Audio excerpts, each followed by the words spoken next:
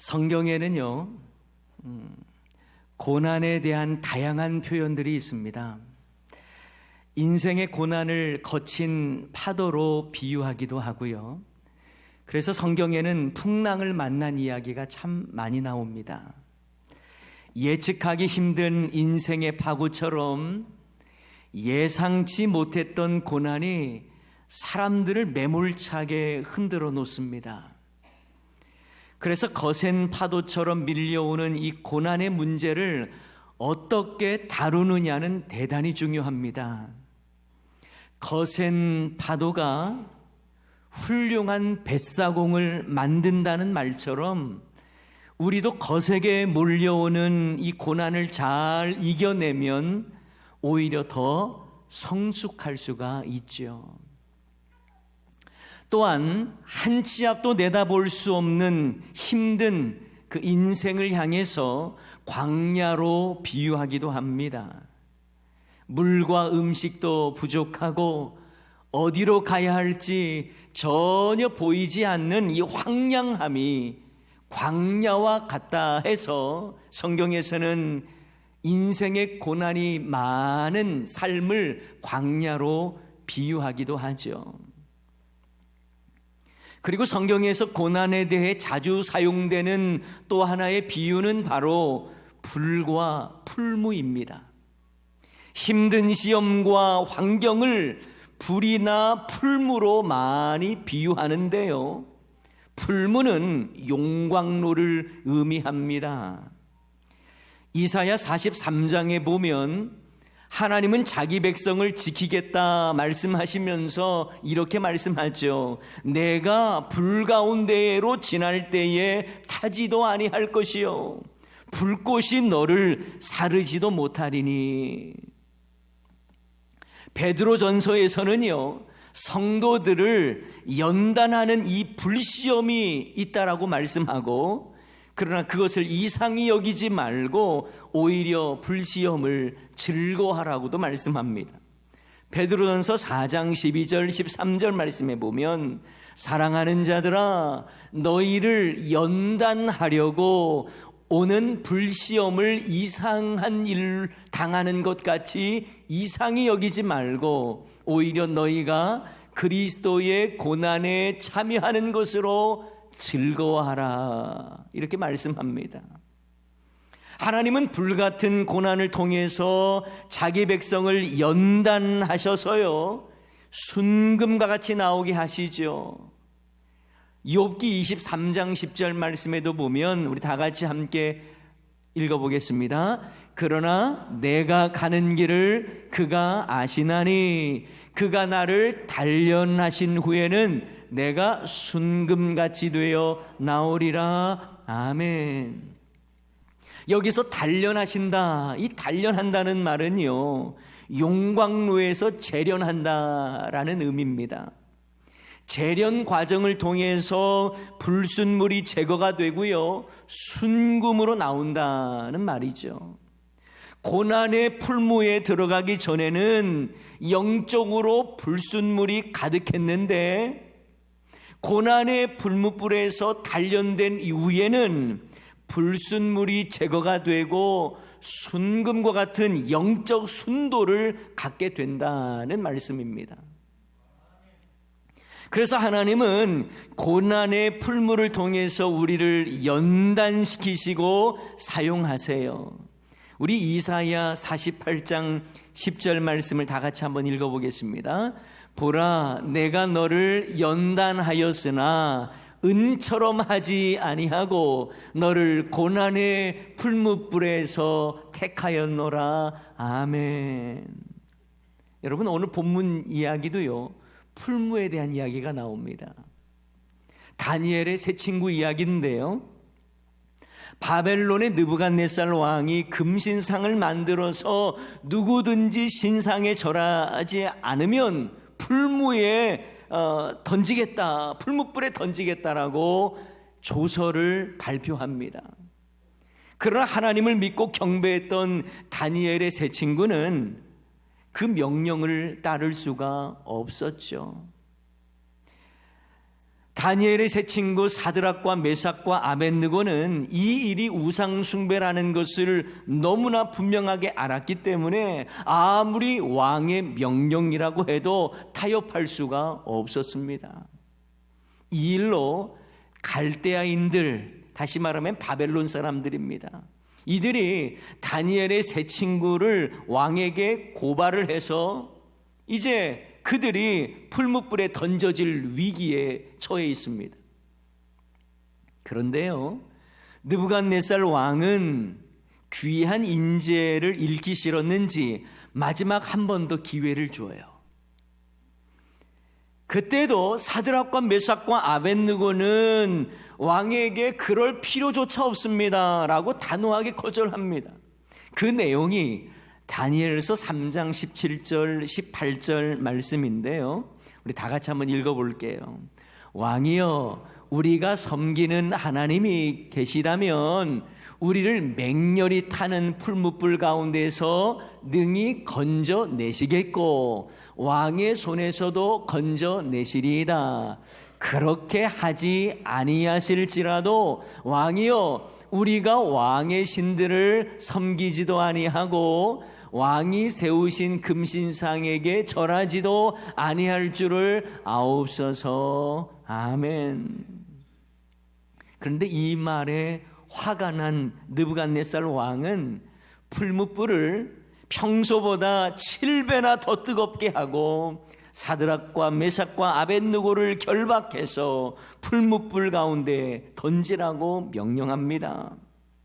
풀무불 그 자체도 맹렬하게 타는 불이기 때문에 엄청난 두려움인데 7배나 더한 강렬한 풀무불, 얼마나 강렬한 두려움이겠습니까? 그런데요, 오늘 본문을 보면서 궁금한 점이 생겨요. 다니엘의 세 친구 이야기는 나오는데 다니엘은 보이지 않는다는 겁니다. 우리가 앞에서 다니엘은 왕의 꿈을 해석해 주므로 바벨론 온 지방을 다스리는 높은 지위를 얻게 되는 내용이 나오거든요. 그런 다니엘이 오늘 본문에서는 전혀 보이지 않습니다. 느부갓네살 왕이 금신상을 세우고 절하지 않는 자들은 풀무불에 던지는 이 급박한 상황에 다니엘의 모습은 어디에도 보이지가 않아요. 다니엘은 과연 어디 있을까요? 성경학자들의 견해는 대략 한 두 가지로 이야기를 합니다. 먼저 다니엘은요, 바벨론 온 지역을 다스리는 직무를 맡았기 때문에 직무상 아주 멀리 타지에 있을 것이라고 보는 견해가 있어요. 또 다른 견해는요, 워낙 다니엘의 지위가 대단히 높았기 때문에 갈대아인들이 감히 다니엘을 고발할 엄두는 내지 못했고 다니엘의 세 친구부터 처단한 이후에 다니엘을 곤궁에 빠뜨리려 했을 것이다 라고 봅니다. 자, 다니엘이 보이지 않는 이유가 어떻든 간에 여러분, 지금 다니엘의 세 친구는요, 왕의 위협, 풀무불의 위협 앞에서 타협이 아닌 신앙을 선택했습니다. 이것이 중요한 거예요. 지난 시간에도 우리가 함께 보았던 나봇 역시 타협이 아닌 신앙을 선택했지 않습니까? 이 시간 여러분에게도 권면합니다. 믿음으로 살려고 하는 우리에게도 고난의 풀무불이 위협할 때가 있고 두려움을 줄 때가 있어요.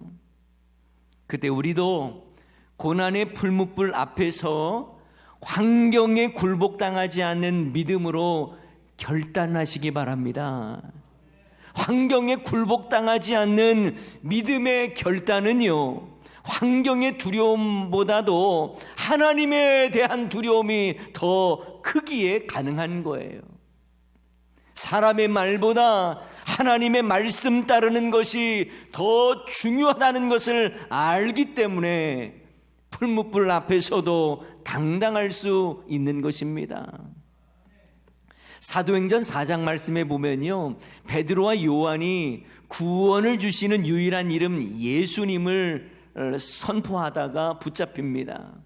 그래서 공회 앞에 끌려 나오는데요, 공회원들이 베드로와 요한에게 경고하면서 이제 앞으로 도무지 예수의 이름으로 말하지도 말고 가르치지도 말라고 겁박을 합니다. 그때 베드로와 요한은 이렇게 대답을 해요. 사도행전 4장 19절 20절 말씀 다 같이 읽겠습니다.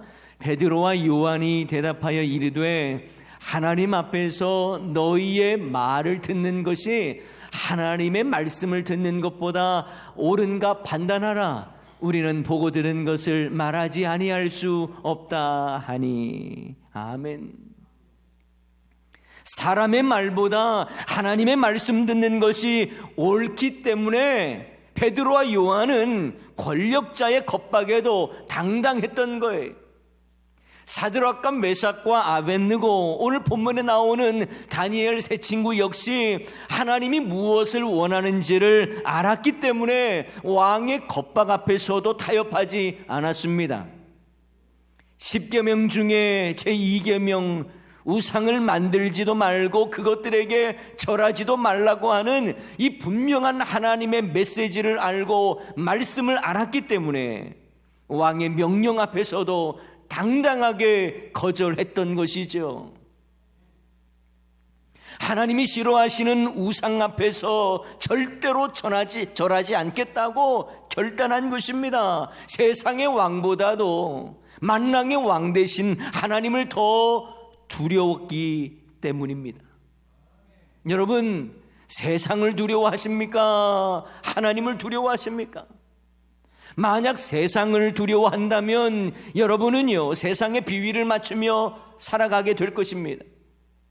하나님을 두려워한다면 하나님의 비위를 맞추며 살아가는 거예요. 사실 다니엘의 세 친구들이라고 왜 풀무불이 두렵지 않았겠습니까? 그들이 특별한 강심장을 가진 사람들입니까? 아니에요. 그들도 여전히 두려웠을 겁니다. 풀무의 강렬한 열기에 숨이 콱콱 막혔을 거예요. 그러나 주어진 환경보다 하나님이 더 두려웠고 그 어떠한 겁박보다 하나님의 말씀이 더 중요했기 때문에 타협하지 않았습니다.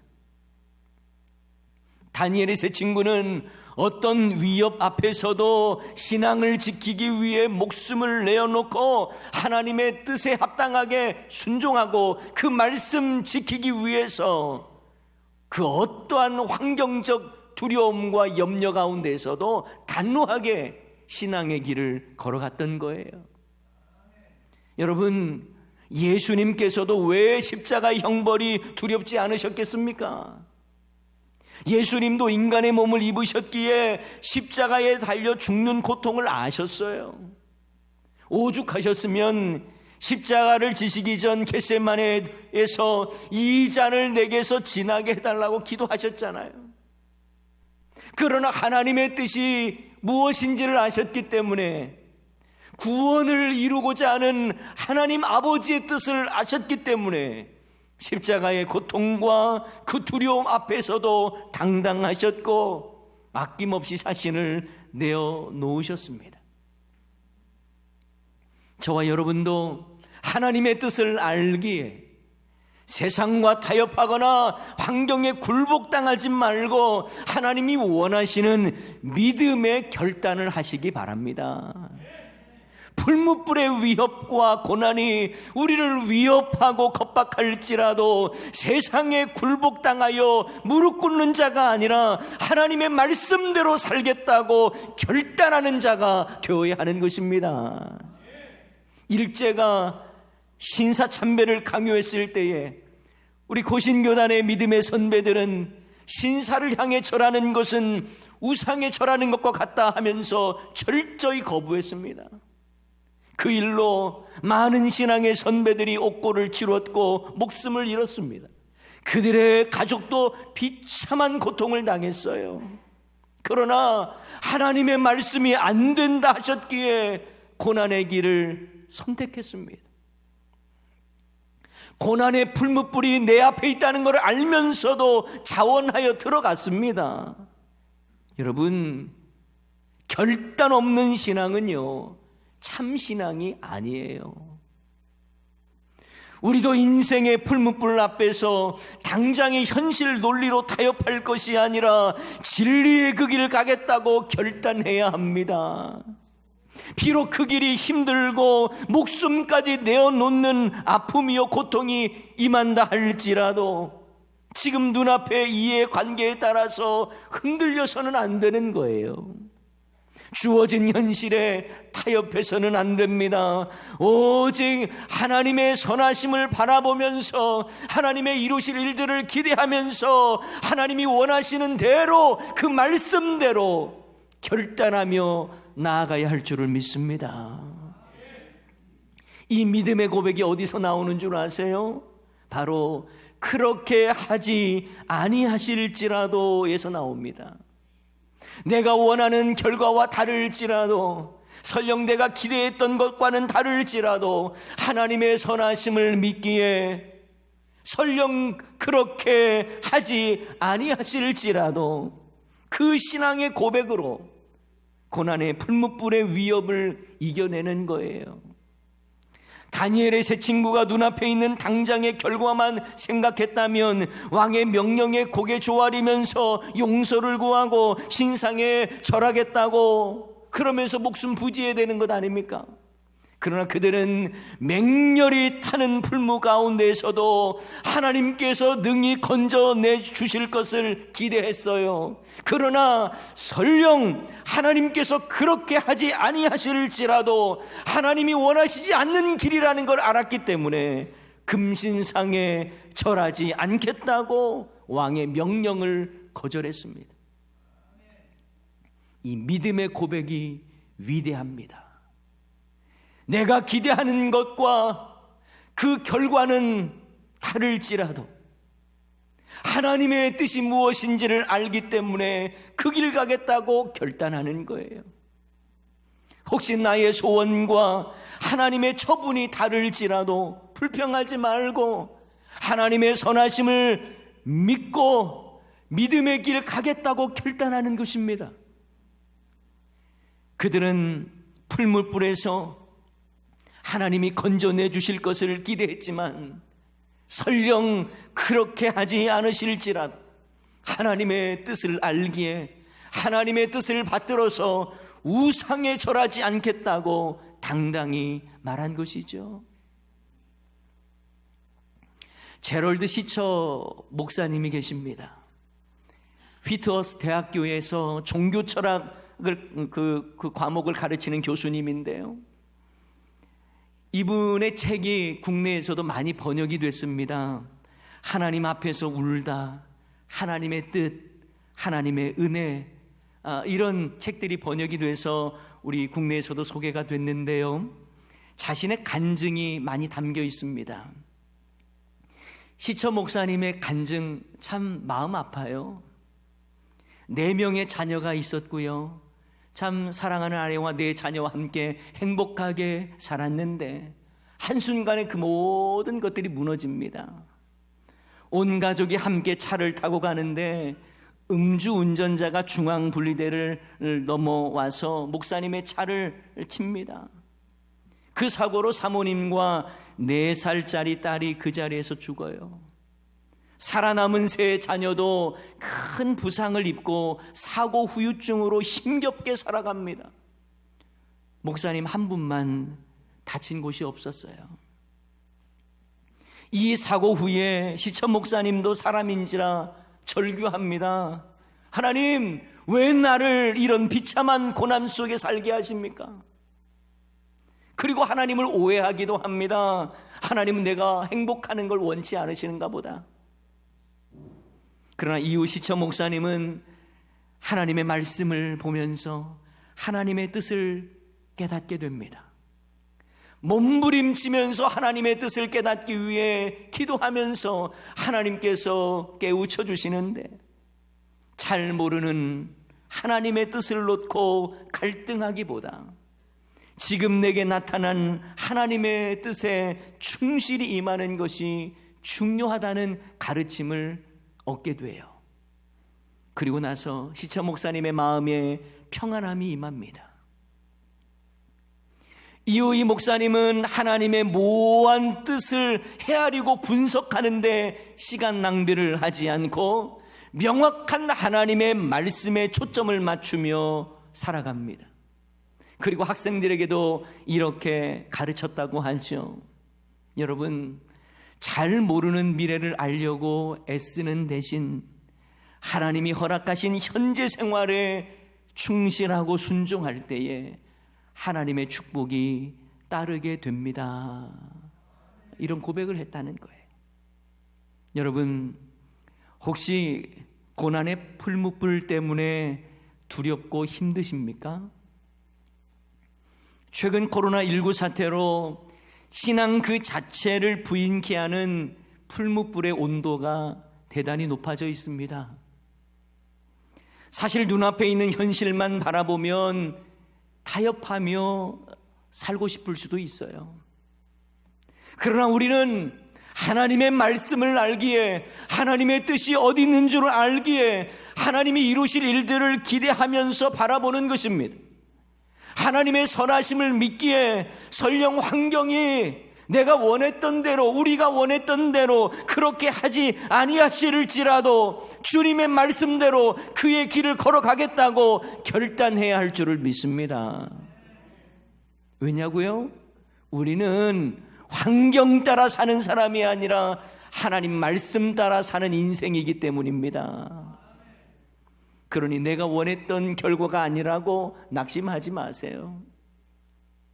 그래도 하나님의 말씀이 무엇인지 알고 하나님의 말씀을 통해서 하나님이 무엇을 원하시는지를 알잖아요. 그러면 그 길 걸어가는 거예요. 저와 여러분, 어떤 환경 속에서도 고난의 풀무불 앞에 있다 할지라도 하나님의 말씀 바라보며 나아갈 수 있기를 주님의 이름으로 축원합니다. 자, 그리고 우리가 꼭 기억해야 될 것이 또 있어요. 고난의 풀무불 그 속에서 하나님은 우리와 함께 하신다는 사실입니다. 따라서 저를 따라서 해보실까요? 말씀해 보세요. 고난의 풀무불에도 하나님은 계십니다. 다니엘의 세 친구가 믿음의 결단을 하자 느부갓네살 왕은 풀무불을 7배나 더 뜨겁게 합니다. 그 온도가 얼마나 뜨거웠으면 그들을 풀무불에 넣으려고 붙잡은 용사들이 불에 타 죽었을까요? 얼마나 뜨거웠으면. 여러분, 원수 마귀도요, 우리가 믿음의 결단을 하면 발악을 합니다. 우리를 더 힘들게 해요. 그런데 하나님께서 놀라운 일들을 행하십니다. 결박된 채 맹렬히 타는 풀무 가운데에 떨어진 다니엘의 세 친구는 조금도 상하지도 않았을 뿐만 아니라 풀무 안에는 3명 말고 1명 더 있더라는 거예요. 그 모습을 본 느부갓네살 왕이 말합니다. 우리 25절 말씀 다 같이 읽습니다. 왕이 또 말하여 이르되 내가 보니 결박되지 아니한 4사람이 불 가운데로 다니는데 상하지도 아니하였고 그 넷째 모양은 신들의 아들과 같도다 하고. 아멘. 풀무불에 재가 될지라도 우상에 절할 수가 없다는 결단 속에 풀무불에 던져진 다니엘의 세 친구에게 하나님의 구원 역사가 임한 거예요. 느부갓네살 왕의 말대로 풀무불 안에는 3사람 말고 1사람이 더 있었습니다. 그 넷째 모양이 신들의 아들과 같다고 말합니다. 많은 사람들은 넷째 모양인 신들의 아들을 구약에 나타난 예수님이라고 말합니다. 예, 은혜가 돼요. 그런데 그렇게 해석하는 데는 약간의 좀 무리는 있습니다. 왜냐하면 바벨론 시대의 상황을 고려해 볼 때에 이 느부갓네살 왕의 어떠한 그 신관을 우리가 생각해 볼 때에 그들에게 있어서 신들의 아들이라고 하는 것은 그저 신의 일들을 감당하는 자로 보는 것이 맞습니다. 그래서 천사 개념으로 오히려 보는 게 맞겠죠. 그런데 중요한 것은요, 신들의 아들의 정체가 누구냐, 이것이 중요한 것이 아니라 풀무라고 하는 풀무불 속의 이 고통의 현장 속에서 하나님께서 그들과 함께 하신다고 하는 메시지를 우리에게 주는 것입니다. 하나님은 그들을 뜨거운 화로 속에 내버려 두지 않으셨어요. 그들과 함께 하셨습니다. 그로부터 수백 년 뒤에 하나님의 아들 예수님께서 십자가를 지시고 비교할 수 없이 큰 풀무불 속으로 들어가셨습니다. 하나님의 아들 예수 그리스도께서 우리를 구원하시기 위해 십자가를 지시고 풀무불 한복판에 뛰어드셔서 우리와 함께 하시고 우리를 구원하셨습니다. 그래서 구원자 예수님을 임마누엘이라고 부르죠. 하나님이 우리와 함께 계시니라.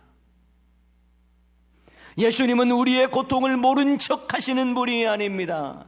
고난의 풀무불 가운데 있는 우리 인생을 향해서 그저 나물나라 하시는 분이 아니에요. 우리의 연약함을 불쌍히 여기십니다. 우리의 인생의 고난의 풀무불을 아세요. 그리고 언제라도 도우시고 함께 하시는 분임을 믿습니다. 하나님은 풀무불의 고난을 우리에게 안 주시는 분은 아니지만 그 고난 속에서도 우리와 함께 고통하시는 분입니다. 분명한 것은 하나님은 우리에게 고통을 허락하실지언정 우리를 고통 가운데 버려두시는 분은 아니라는 사실입니다. 풀무의 고통을 허락하시지만 풀무의 고통 중에도 함께 하시는 하나님을 믿습니다. 사랑하는 여러분, 풀무의 고통과 고난 앞에 있을 때 우리는 어떻게 이 문제를 해결하고 이겨내야 할까요? 먼저 환경에 굴복하고 타협할 것이 아니라 하나님의 말씀대로 신앙의 결단을 하시기 바랍니다. 하나님의 선하심을 믿기에 그리 아니하실지라도 흔들리지 않는 견고한 믿음으로 나아가야 하는 거예요. 그리고 무엇보다 고난의 풀무 속에서도 여전히 함께 하시는 주님, 고통 가운데 함께 하시면서 함께 아파하시면서 우리를 격려하시는 주님 바라보며 풀무불의 고난을 넉넉히 이겨내야 할 것입니다. 이 신앙으로 고난의 풀무불과 같은 이 시대, 이 세상 속에서도 믿음의 결단으로 주님 바라보며 승리하는 저와 여러분 다 되시기를 주님의 이름으로 간절히 축원합니다.